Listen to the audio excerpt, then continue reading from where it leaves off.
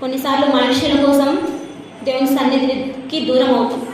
కేవలం మనుషుల కోసము దేవుని సన్నిధికి దూరం అయిపోయిన వాళ్ళు ఒకరోజు ఆయన సన్నిధిలో ఉండే ఆనందము ఇలా ఉంటుంది అని ఆత్మలో అనుభవించేటప్పుడు, ఎప్పుడైతే నువ్వు దేవుని సన్నిధికి రాకుండా ఆగిపోయి ఉంటావో ఆ క్షణం నీకు గుర్తొచ్చినప్పుడు చాలా బాధపడాల్సి వస్తుంది. నేను అలాంటివి చాలా ఎక్స్పీరియన్స్ అయ్యా. దేవుని సన్నిధికి రాకుండా ఆగిపోయినప్పుడు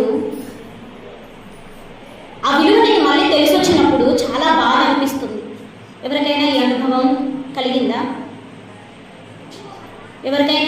కలిగిందా?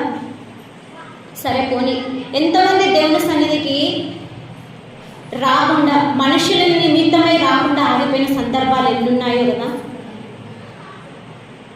మనుషుల